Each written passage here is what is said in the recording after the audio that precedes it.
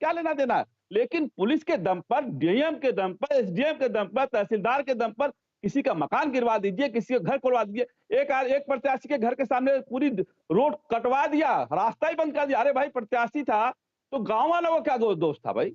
पूरा गांव का रोड कटवा के बराबर कर दिया, पूरे गांव वाले लोग जा ही नहीं पा रहे।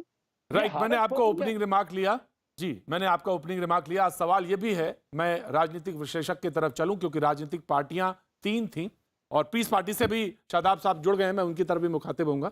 लेकिन मैं आज की बहस का मौजू क्यों, मैंने आपसे पहले भी कहा, उत्तर प्रदेश का चुनाव कहा गया कि ये सेमीफाइनल है और फाइनल होना है फरवरी के आसपास जब चुनाव होगा, तब उस पर बहुत सारी चीजें हैं, अटकलें हैं, हवा तेज है और यह भी कहा जा रहा है कि जो कुछ निकल के सामने आएगा और तमाम मुद्दे हैं, तमाम तरह से बातें कही जा रही हैं और इसी को लेकर आज का ये बहस या आज की जो बात और हम इसको लेकर आए हैं कि देश को जवाब दो में। मैं अब मुखातिब होता हूं शादाब चौहान साहब, आप पीस पार्टी से हैं और सवाल ये है कि ये तो सब ठीक है, लेकिन मैं ये जानना चाहता हूं, जिस तरह से कहा गया कि मुसलमान होना चाहिए मुख्यमंत्री या डेप्यूटी चीफ मिनिस्टर, आप तो बहुत दिनों से मौजूद हैं, पीस पार्टी, चुनाव भी लड़ते रहे हैं, विधायक भी आपके रहे हैं, लेकिन फिर कहा गया कि नहीं अब मुख्यमंत्री होना चाहिए। पहले कांग्रेस से सवाल उन्होंने पूछ लिया, बीजेपी से तो नहीं पूछा, लेकिन कांग्रेस, समाजवादी, बसपा,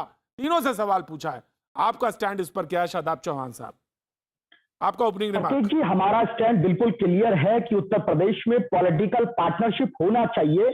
उत्तर प्रदेश का जो मुसलमान है वो किसी का टॉमी नहीं है कि किसी के इशारे पर इधर जाओ, या फुटबॉल नहीं है कि सपा बसपा कांग्रेस लात मारेगा हम मरते रहेंगे, हमको फुटबॉलर बनना पड़ेगा। लेकिन सवाल ये है कि जो लोग उत्तर प्रदेश में आना चाहते हैं, उत्तर प्रदेश की जनता के मुद्दों में संघर्ष करना पड़ेगा, किसानों के, गरीबों के, मजदूरों के मुद्दे में। हम लोग लगातार 13 साल से संघर्ष कर रहे हैं और जब 2018 में अखिलेश जी का और हमारा गठबंधन हुआ तो योगी जी की जो परंपरागत सीट थी गोरखपुर, वो हमने हरा दी थी। और जब हमारे साथ अन्याय हुआ और हम लोग 2019 गठबंधन में जब नहीं थे, उसके बाद सपा बसपा आरएलडी भी गोरखपुर नहीं हरा पाई। तो ये स्पष्ट है, पीस पार्टी के बिना भाजपा को हराना नामुमकिन है, ये प्रमाणित 2018 में हो चुका है। और जो लोग भाजपा को हराना चाहते हैं तो आए उत्तर प्रदेश में हमारे साथ मिलकर के कार्य करें।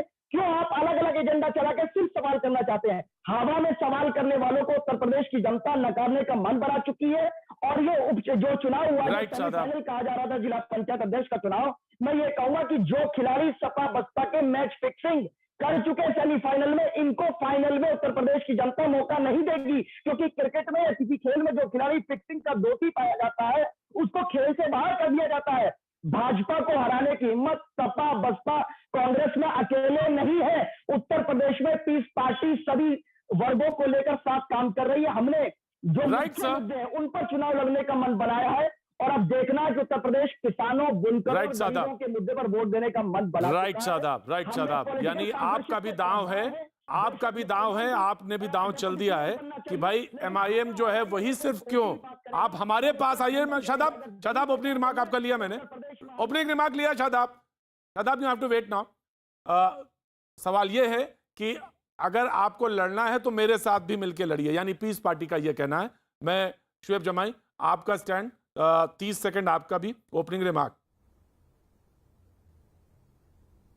देखिए प्रतीक जी, मेरा मानना है कि अभी जो जिला अध्यक्ष की जो चुनाव हुए हैं पंचायत का, उसका जो है आने वाले 2022 के चुनाव में बहुत ज़्यादा फर्क नहीं पड़ेगा, क्योंकि ये जनता का जनादेश नहीं था। जनता का जनादेश तो प्रधानी के चुनाव में हमने देखा, इसमें तो रिग किया गया। और अभी डीएम का भी एक वायरल वीडियो आ रहा है जिसमें डीएम साहब खुद कहते हुए दिख रहे हैं, हंसी मजाक में सही, कि भैया थोड़ी देर के लिए कैमरा बंद कर देंगे, उसके बाद देखेंगे क्या होता है। तो इस तरह की चीज़ें हुई।